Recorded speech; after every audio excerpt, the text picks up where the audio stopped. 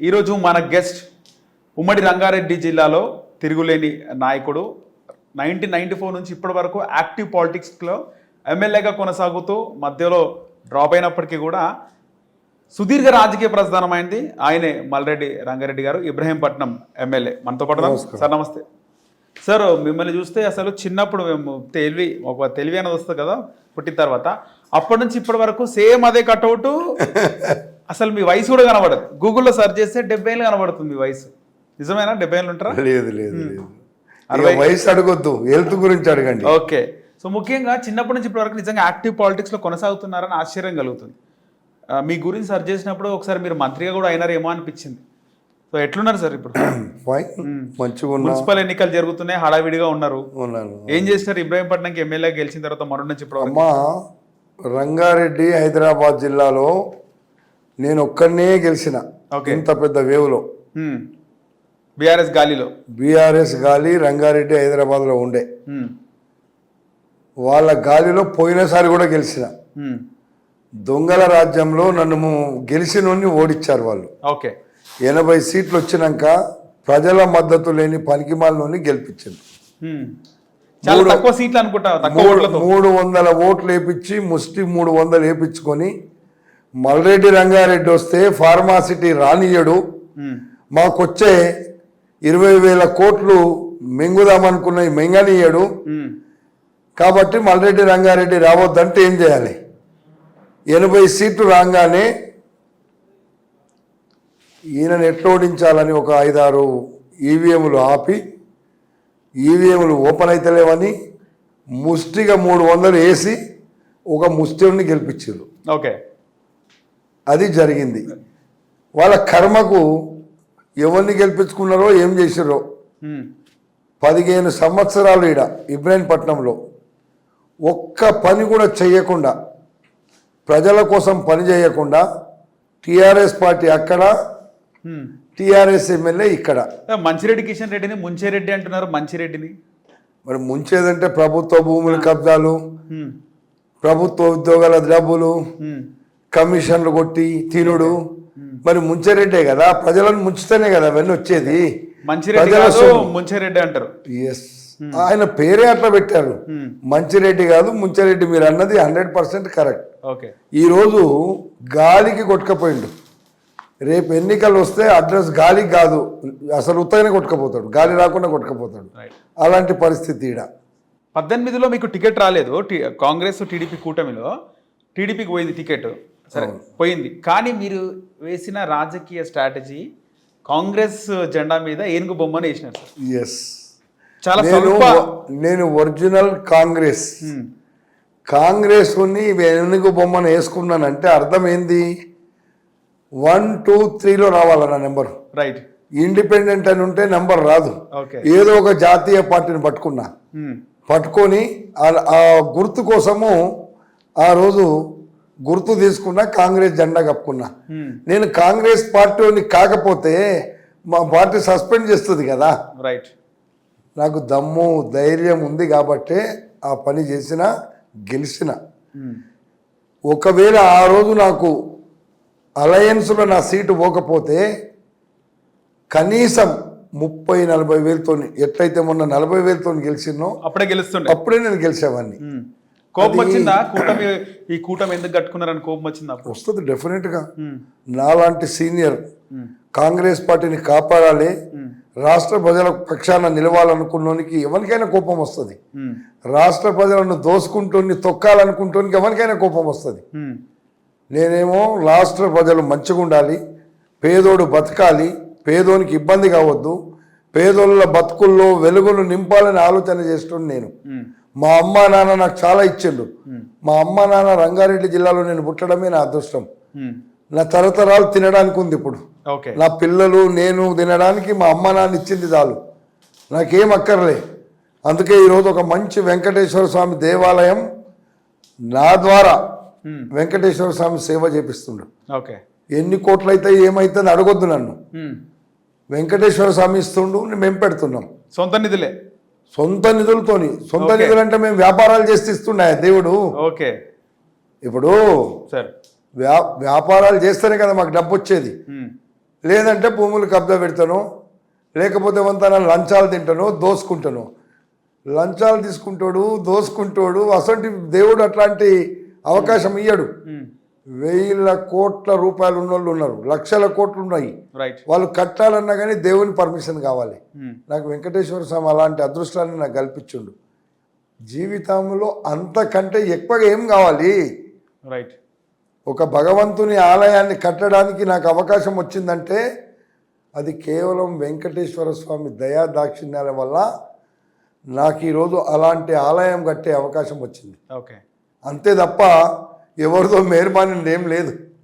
Sir, municipal ఎన్నికలు జరుగుతున్న వేళ రేవంత్ రెడ్డి కేసీఆర్ తెలంగాణ జాతిపిత ఎట్లయితాడు, ఆయన ఎందుకంటారు జాతిపిత అని చెప్పి మాట్లాడుతుంటే హరీష్ రావు కామెంట్ చేశాను, ఆయన తెలంగాణ దగ్గరకపోతే నువ్వెక్కడ ముఖ్యమంత్రి అవుతుండే రేవంత్ రెడ్డి అని. ఏమంటారు దీని మీద? అసలు తెలంగాణ రాకపోతే కేసీఆర్ అనేటోడు ఈ రాష్ట్రంలో ఏం చేస్తుండే? మా హనుమంతరావు గారు చెప్తారు, దర్గాల కాడ కూర్చొని అడుక్క తినవలసి వస్తుండే. ఏముందా ఆయనకు అలా? ఎస్, మా రేవంత్ రెడ్డి కష్టపడ్డాడు, పార్టీ కోసం పనిచేసిండు, కార్యకర్తలను వెంటేసుకుంటూ మమ్మల్ని అందరినీ మేమందరం కలిసి ఈ రాష్ట్రంలో రేవంత్ రెడ్డి నాయకత్వంలో కాంగ్రెస్ పార్టీని అధికారంలోకి తెచ్చినాం. ఈ రాష్ట్రాన్ని మిగులు బడ్జెట్తో రాష్ట్రాన్ని ఇచ్చినటువంటి సోనియా గాంధీ, రాహుల్ గాంధీ మిగులు బడ్జెట్ ఇస్తే 10 సంవత్సరాల్లో 7 లక్షల కోట్ల రూపాయలు అప్పు చేసి పేదోని నేతి మీద చెయ్యి పెట్టి భారం పెట్టి ఈరోజు వాళ్ళు ఇల్లు నింపుకున్నారు. 7 లక్షల కోట్ల రూపాయల అప్పే లేకపోతే ఆ ధనాన్ని అంతా ఈరోజు వచ్చే ధనమంతా ఈరోజు వడ్డీలు కట్టేది, అసలు కట్టే డబ్బంతా పేద ప్రజలకు పంచే వాళ్ళం మేము. మా టార్గెటే అది. తెలంగాణ వస్తే తెలంగాణ రాష్ట్రంలో ఉన్న పేదరికాన్ని రూపుమాపాలి అనేటువంటి ఒక మంచి ఉద్దేశంతో సోనియా గాంధీ ఆ రోజు కాంగ్రెస్ పార్టీ ఆంధ్రప్రదేశ్లో ఉండే వాళ్ళు మొత్తం ముంచుతారు అని తెలిసి కూడా ఇచ్చిన మాట కట్టుబడి తెలంగాణ రాష్ట్రాన్ని ఇచ్చింది కాంగ్రెస్ పార్టీ, సోనియా గాంధీ. అలాంటి రాష్ట్రాన్ని, తెలంగాణ బాగుపడుతుంది అనుకున్న రాష్ట్రాన్ని అప్పుల తెలంగాణ చేసి కుప్పలు పెట్టి ఇంటికి పంపించారు ప్రజలు. వీడుంటే ఇంకా 700 పోతే ఇక 1000 కోట్ల అప్పులు చేస్తాడు, మేము ఇంకా ఆగమవుతామని పంపించిండు. మాకు అధికారం ఇచ్చిండు. అధికారం ఇచ్చిన తర్వాత మా ప్రభుత్వం అప్పులు కడుతున్నాం, మిత్తిలు కడుతున్నాం, ఉద్యోగులకు 1 తారీఖు జీతాలు ఇస్తున్నాం, ప్రజా సంక్షేమ కార్యక్రమాలు చేస్తున్నాం. ఈరోజు ఉచిత కరెంట్ ఇస్తున్నాం, ఉచితంగా గ్యాస్ సిలిండర్లు 500కి ఇస్తున్నాం, రైతులకు రుణమాఫీ చేసినాం, ఆర్టీసీ బస్సుల్లో మహిళలకు ఉచితంగా ఇస్తున్నాం, ఓకే, ఇందిరమ్మ ఇండ్లు కడుతున్నాం. మేము ఏ 6 పథకాలు అన్నామో 1, 2 తప్ప అన్నీ అమలు చేసినాం. ఓకే, ఎన్నికల కంటే ముందు మేము అందరం ప్రమాణం చేసినాం. ఏ నియోజకవర్గంలో ఉండే ఎమ్మెల్యే కంటెస్ట్ చేసిన ఎమ్మెల్యే మేము అధికారంలోకి వస్తాం మీకు ఇది చేస్తామని అన్ని చేస్తున్నాం, అంతకంటే ఎక్కువ చేస్తున్నాం, అవసరాన్ని బట్టి చేస్తున్నాం. ఇది వాళ్ళకెక్కడిది, వాళ్ళు ఎక్కడ దోసుకోవాలి, ఎక్కడ దాచుకోవాలి. రంగారెడ్డి జిల్లా భూములన్నీ అప్పనంగా వాళ్ళ అనుయాయులకు ఇచ్చుకొని రంగారెడ్డి జిల్లాను పూర్తిగా ముంచేసారు. రంగారెడ్డి జిల్లా పైసలన్నీ తీసుకుపోయి కరీంనగర్లోనో, నిజామాబాద్లోనో, సిద్దిపేటలోనో పెట్టుకున్నాయని నేను అసెంబ్లీలో చెప్పిన. ఇప్పుడు చెప్తా, రేపు చెప్తా, ఎప్పుడైనా చెప్తా. నేను ఎప్పుడు ఎవరికి టీఆర్ఎస్కో బీఆర్ఎస్ భయపడాల్సిన పని లేదు. నాకు ఉన్నది ఉన్నట్టు చెప్పేటువంటి ధైర్యం, దమ్ము నాకు ఉంది, భగవంతుడు ఇచ్చిండు. రాష్ట్ర ప్రజల పక్షాన నిలబడతా, పేద ప్రజలకు సేవ చేస్తా. తప్పకుండా రేపు ఈ రాష్ట్రానికి పేదరికం పోవడానికి నా వంతు కృషి చేస్తా. సార్, ఇన్ని రోజులైనా మధ్యలో మీరు బీఆర్ఎస్లో పోలే, కాంగ్రెస్లోనే ఉన్నారు. టికెట్ రాకపోయినా కాంగ్రెస్లో ఉన్నారు, మళ్ళీ కాంగ్రెస్ నుంచి పోటీ చేసి గెలిచినారు. చూడమ్మా, ఈ పార్టీలు మారేటోళ్ళంతా వీళ్ళనంతా రాజకీయ వ్యభిచారులను చేసిండు కేసీఆర్. ఓకే, మేము చేయలేదు. మా దగ్గరికి కేసీఆర్ దగ్గర ఉంటే రాజకీయ వ్యభిచారం చేయాల్సి వచ్చింది. కాంగ్రెస్లో ఉంటే ప్రజల పక్షాన పనిచేస్తామని మా దగ్గరికి వచ్చారు వాళ్ళు. వాళ్ళేమో వ్యభిచారంగా పోయిండ్రు, వీళ్ళేమో అభివృద్ధి కోసం వచ్చిండ్రు. ఓకే. మీరు అది గుర్తుపెట్టుకోండి. బీఆర్ఎస్ లోకి రమ్మని పిలుపు వచ్చిందా? ఒక్కడేంది, అందరు పిలిచిండు నన్ను. ఉమ్, కవిత పిలిచింది, కేటీఆర్ పిలిచిండు, కేసీఆర్ పిలిచిండు, అందరు పిలిచిండ్రు. కానీ పోలే. నేనెందుకు పోతామా? మా అమ్మ నాన్న ఇచ్చింది చాలు, నాకు తృప్తిగా ఉన్నా. ఓకే. కానీ ఒకటి ఏంటంటే సార్, మీరు రాజకీయ ప్రస్థానం స్టార్ట్ అయింది కాంగ్రెస్లోనే, 83లో సర్పంచ్ అయినారు, ఇప్పుడు ఎమ్మెల్యేగా ఉన్నారు ఇంకా ఇబ్రాహీంపట్నంలో. కానీ మధ్యలో తెలుగుదేశం పార్టీలోకి పోవాల్సి వచ్చింది, ఎందుకని? ఎవరు పోయారు? 94లో. 94లో మధ్యలో పోలే నేను. ఓకే. ఎన్టీ రామారావు పార్టీ పెట్టినప్పుడు ఓకే. నేను సర్పంచ్గా ఉన్నా. ఆహా. సర్పంచ్గా ఉన్నప్పుడు ఎన్టీఆర్ యొక్క ఈ రాష్ట్రంలో నేను ఇది చేస్తా, ఈ రాష్ట్రాన్ని తెలుగుదనం చూపించి తెలుగు వాళ్ళకి గుర్తింపు తెస్తా అన్నప్పుడు నేను పోయినా, సర్పంచ్గా ఉండి పోయినా. పోటీ చేసేందుకు పోయినా, పోటీ చేసినా వచ్చిన. ఎన్టీ రామారావు చనిపోగానే మళ్ళీ వచ్చిన. ఓకే. హిట్ టీవీ యాప్, ఇందులో short news, live news, entertainment shows, movies, digital magazines తో పాటు మీ జిల్లా వార్తలను కూడా ఫ్రీగా చూడొచ్చు.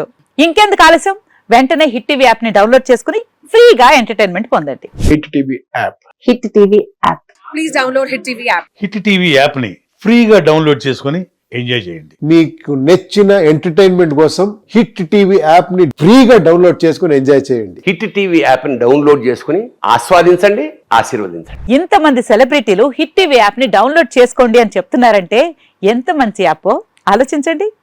అమెరికా అమెరికా అమెరికా అమెరికాలో చదవాలనుకునే వాళ్ళకి విశ్వసనీయమైన పేరు మన శౌర్య కన్సల్టెన్సీ. UK లో 1 year masters. UK లో 1 year masters. 2 years work permit up to 5 years visa. Contact Saurya Consultancy. Contact 89851 89851.